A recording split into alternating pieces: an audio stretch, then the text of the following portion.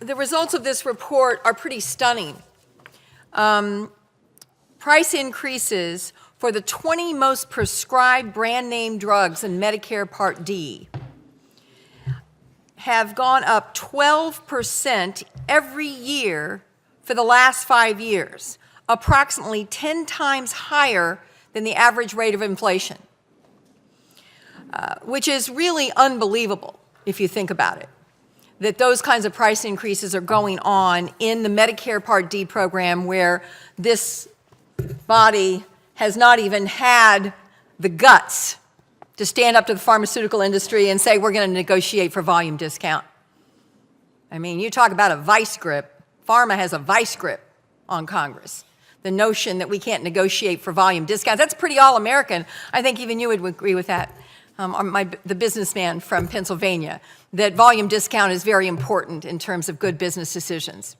So $45 billion, it's estimated that they have gotten in terms of a windfall just since this tax bill was put into place.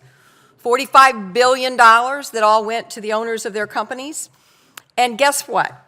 There's not been one announcement that the price of any of those highly prescribed drugs, by the way, this tax bill continues to allow them to deduct the cost of advertising prescription drugs.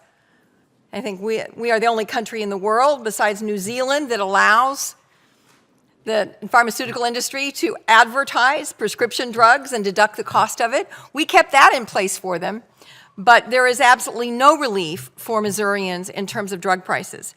That is why I think this tax bill ultimately will not be a popular thing, because I think people are going to see the kind of windfalls that are going to occur in places like health insurance and pharmaceutical drugs with no relief to the consumers, absolutely none.